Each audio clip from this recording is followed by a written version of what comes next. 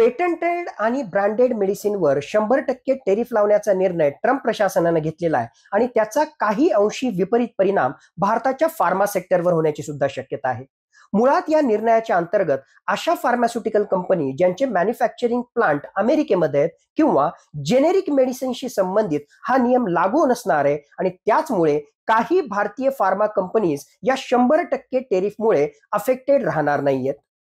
सिप्ला सारखी कंपनी त्या ठिकाणी असेल किंवा ऑर्बिंदो फार्मा कंपनी यांचे मॅन्युफॅक्चरिंग प्लांट अमेरिकेमध्येच असल्यामुळे त्यांच्यावर या नियमाचा विपरीत परिणाम होणार नाही, परंतु ल्युपिन असेल, बायोकॉन असेल, डॉक्टर रेड्डीज फार्मास्युटिकल लॅबोरेटरी असेल यासारख्या भारतीय फार्मास्युटिकल कंपनींना या निर्णयाचा मोठ्या प्रमाणावर फटका बसणार आहे.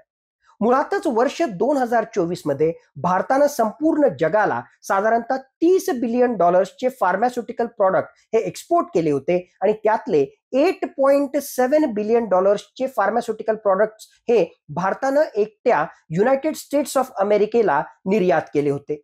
याच अनुषंगानं अमेरिका ही भारतीय मेडिसिन्सवर फार मोठ्या प्रमाणावर डिपेंडंट आहे आणि एकूणच विचार करता भारत हा जगामध्ये फार्मसी ऑफ द वर्ल्ड या अनुषंगाने ओळखला जातो. डोनाल्ड ट्रम्प यांच्या या निर्णयामुळे काही अंशी भारताच्या काही फार्मास्युटिकल कंपनीजला याचा फटका बसणार आहे, पण एकूणच काही ना काही अंशी फार्मास्युटिकल कंपनीचा एक प्रकारे मॅन्युफॅक्चरिंग प्लांट हा अमेरिकेमध्ये असल्यामुळे या निर्णयाचा इमिजिएटली फटका काही फार्मास्युटिकल कंपनीजला बसणार नाही. एकूणच अमेरिकेनं आपल्या डोमेस्टिक फार्मास्युटिकल कंपनीजला बढावा देण्यासाठी आणि त्याचबरोबर सप्लाय चेनमध्ये अमेरिकन फार्मास्युटिकल कंपनीचं महत्व वाढवण्यासाठी असा निर्णय केलेला आहे आणि त्या माध्यमातून भारताच्या फार्मास्युटिकल सेक्टरवर एक प्रकारे दबाव तंत्राचा प्रयोग अमेरिकेचं प्रशासन करताना दिसतंय. लॉंग टर्म मध्ये अमेरिकेला हे परवडण्यासारखं नाही, कारण अमेरिकन जनता मोठ्या प्रमाणावर इम्पोर्ट केलेल्या फार्मास्युटिकल प्रोडक्ट्सवरच डिपेंडंट आहे आणि त्यामध्ये भारताचा खूप मोठा रोल आहे.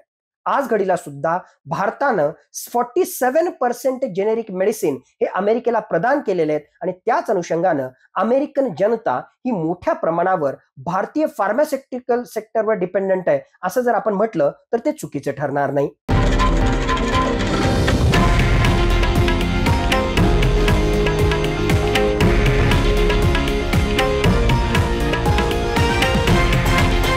हे आहे देशातील नंबर 1 न्यूज नेटवर्क आणि आपण पाहत आहात TV9 मराठी, एकमेव.